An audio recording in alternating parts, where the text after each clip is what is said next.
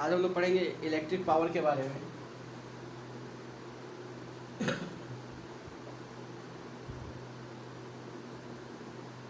Electric power, जैसे power क्या होता है, the rate of doing work is called power. कोई भी डिवाइस, क्योंकि ये इलेक्ट्रिक पावर है, तो कोई भी इलेक्ट्रिकल डिवाइस जिस रेट से वर्क कर रहा है, ठीक है, उसको हम लोग कहेंगे इलेक्ट्रिक पावर। जैसे मान लेते हैं कोई डिवाइस ए है, वो क्या कहते हैं 10 सेकेंड में अगर 100 जूल वर्क कर रहा है, और कोई डिवाइस बी है जो उसी टाइम में 200 जूल वर्क कर रहा है, तो हम अगर बोलना हो किसका पावर ज़्यादा है तो हम बोलेंगे कि बी का पावर ज़्यादा है, क्योंकि उतने ही टाइम में ये ज़्यादा काम कर रहा है और ये उतने ही टाइम में कम काम कर रहा है। तो ये जो किस रेट से वर्क हो रहा है, इसको डिफाइन करने के लिए जो फिजिकल क्वांटिटी होता है उसको हम कहते हैं इलेक्ट्रिक पावर, जिसको हम पी से डिनोट करते हैं। अगर हम इसको इलेक्ट्रिक पावर को डिफाइन करना चाहें तो हम इसको ऐसे डिफाइन कर सकते हैं, the rate of doing work, the rate of doing work is called by an electrical device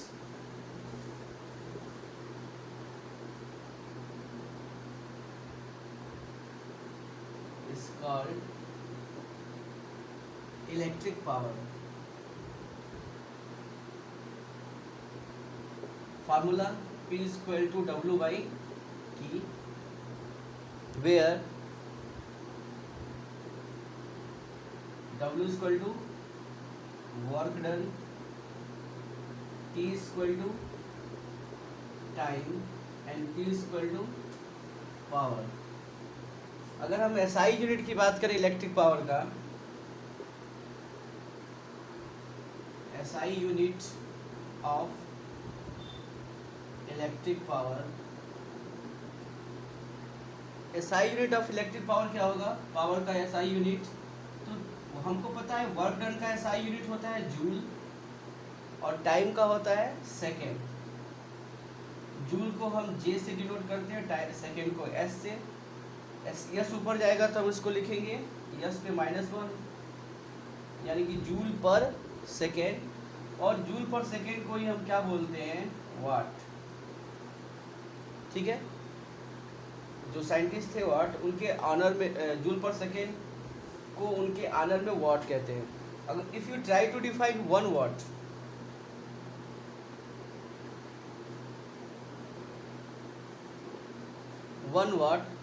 तो हमको लेना होगा 1 watt equal to 1 joule upon 1 second. यानी अगर कोई डिवाइस 1 सेकेंड में कितना जूल वर्क कर रहा है, 1 जूल वर्क कर रहा है अगर, तो उसका पावर कितना होगा, 1 वाट। अगर कोई इलेक्ट्रिकल डिवाइस 1 सेकेंड में 1 जूल वर्क कर रहा है तो उसका पावर कितना होगा, 1 वाट। तो हम क्या ले सकते हैं, इसका definition, if an electrical device does 1 joule work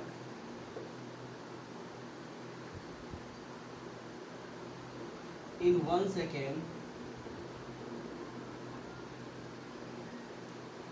second, then power will be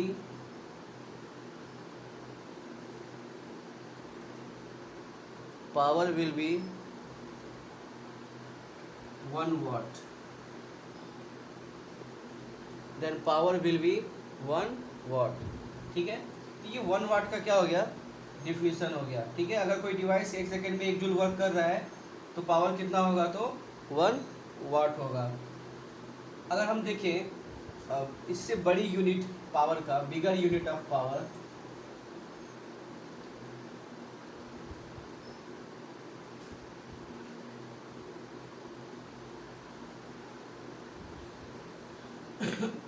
bigger unit of power, तो पावर का बिगर यूनिट होता है किलोवाट। किलोवाट, 1 किलोवाट में होता है 10⁻³ वाट, यानी 1000 वाट। मेगावाट, 1 मेगावाट मतलब 10⁶ वाट, 3 बढ़ता जाता है। 1 गीगावाट 10⁹ वाट। इस तरीके से पावर का क्या होता है, बिगर यूनिट होता है। अब अगर हम डेराइव्ड यूनिट की बात करें, डेराइव्ड फार्मूला की बात करें इलेक्ट्रिक पावर का,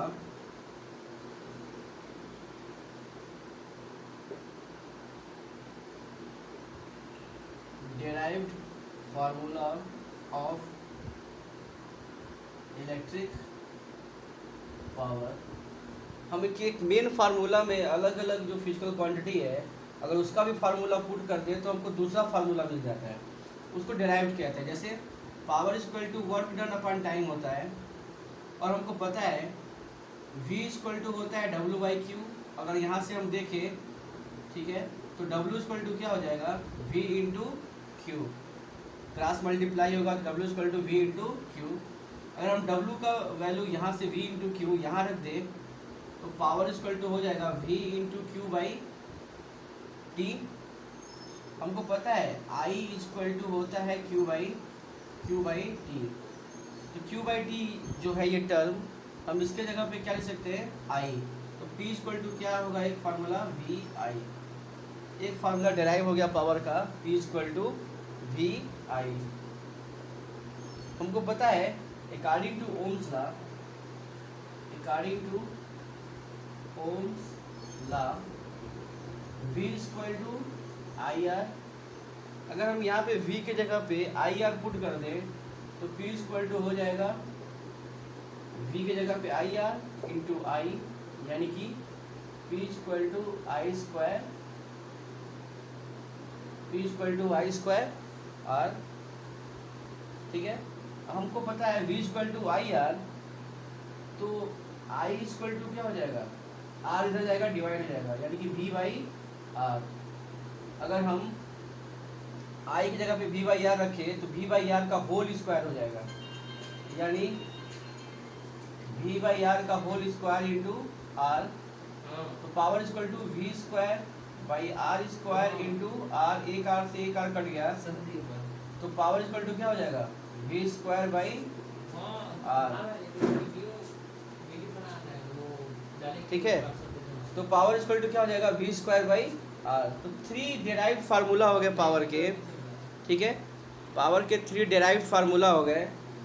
एक हो गया P इक्वल टू VI, एक हो गया P equal to I square R, और एक हो गया P equal to V square by R। ठीक है, तो ये हो गया derived formula of electric power. तो इतना हमको पावर के बारे में पढ़ना था, इलेक्ट्रिक पावर के बारे में।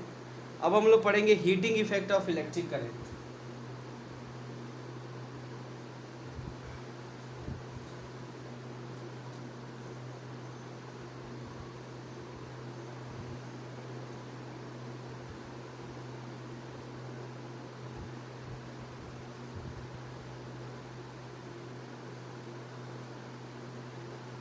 Heating effect of electric current. अगर कोई हीटिंग डिवाइस है जैसे कि आयरन, टोस्टर, गीज़र, अगर उसके थ्रू इलेक्ट्रिक करंट फ्लो हो रहा है तो वो हीट हो जाते हैं, गर्म हो जाते हैं। ठीक है, तो इलेक्ट्रिक करंट के इस इफेक्ट को क्या बोलते हैं, हीटिंग इफेक्ट बोलते हैं। If electric current passes through a conductor, ठीक है, then energy is produce, heat energy is produce. ठीक है, इसी को क्या बोलते हैं, heating effect of electric current. अगर बुक से देखें, एनसीईआरटी बुक से, उसमें वही लिखा है कि अगर कहीं से करंट पास हो रहा है और वो हीट हो जाए तो उसको क्या बोलते हैं हम लोग, heating effect of electric current बोलते हैं। ठीक है,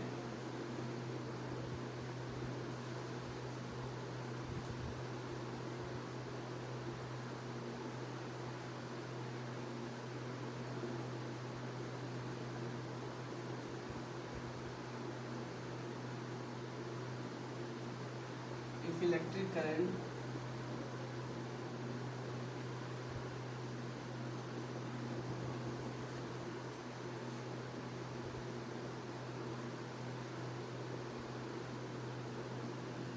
अगर कोई इलेक्ट्रिक करंट फ्लो हो रहा है किसी कंडक्टर के थ्रू तो उसको उस कंडक्टर के रेजिस्टेंस के अगेंस्ट वर्क करना पड़ता है, ठीक है।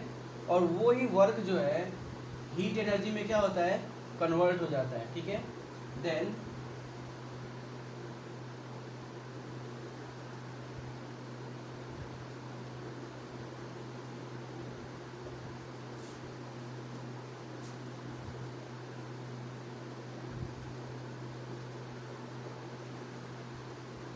against resistance of conductor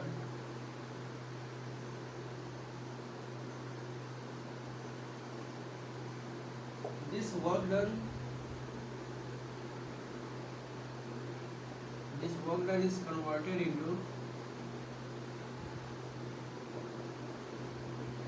heat energy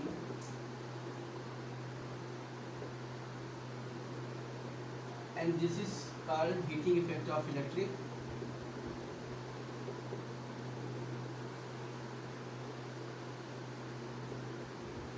heating effect of electric heating effect of electric current कहते हैं। हम जानते हैं power is equal to work done upon time, तो work done is equal to क्या हो जाएगा, पावर इनटू टाइम, क्योंकि वर्क डन ही क्या है, हीट एनर्जी है। यहाँ पे अगर हम यह रखें तो यह इक्वल टू क्या हो जाएगा, power into time. Main formula तो ये है, H equal to power into time. लेकिन अगर हम इसका हम एसआई यूनिट की बात करें, अगर एसआई यूनिट हीट एनर्जी का, तो पावर का होता है वाट और टाइम का होता है सेकेंड, यानी कि वाट सेकेंड, जिसको हम क्या कहते हैं, जूल। वाट सेकेंड को क्या बोलते हैं, जूल। तो जूल हो गया एनर्जी का, हीट एनर्जी का एसआई यूनिट। अगर हम इसका डेराइव्ड यूनिट फाइंड आउट करने की कोशिश करें, derived formula of heat energy, तो क्या हो जाएगा,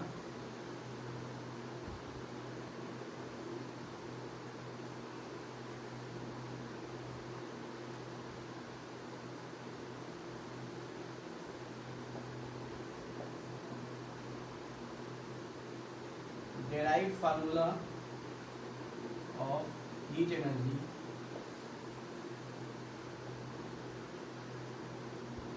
तो हो जाएगा H equal to P into T होता है। हम अभी देखे थे power equal to V I, P equal to V I. हम यहाँ पे वी आई पुट कर दे तो हीट एनर्जी इक्वल टू आ जाएगा वी आई टी। ऐसे में पावर इक्वल टू फार्मूला लिखे थे आई स्क्वायर आर। अगर हम आई स्क्वायर आर पुट कर दे पी की जगह पे तो यह इक्वल टू क्या हो जाएगा, I square R into T. ऐसे ही हम एक फार्मूला निकाले थे P equal to V square by R. अगर हम पी की जगह पे ये फार्मूला पुट कर दे तो हीट एनर्जी इक्वल टू आ जाएगा V square by R into T. तो हीट एनर्जी के 3 डेराइव फार्मूला हो गए, H equal to V I T, H equal to I square R T और H equal to V square R by into T, ठीक है। इस वाले को जूल्स लॉ ऑफ हीटिंग कहते हैं, क्योंकि इसको जूल्स मतलब एक्सपेरिमेंट के बेसिस पे इसको कैलकुलेट किए थे। तो जूल्स लॉ ऑफ हीटिंग पढ़ना है हमको इसके बाद। तो इसके बाद पढ़ते हैं हम लोग जूल्स लॉ ऑफ हीटिंग, इसको नोट कर लेना।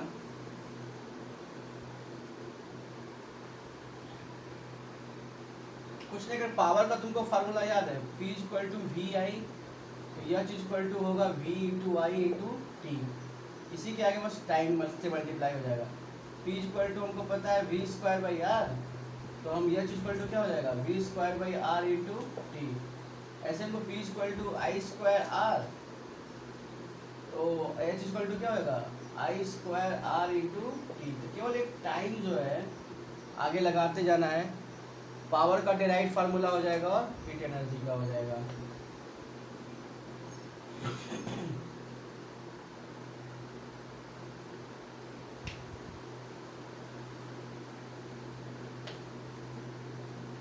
अगर हम पढ़े जूल्स लॉ ऑफ हीटिंग,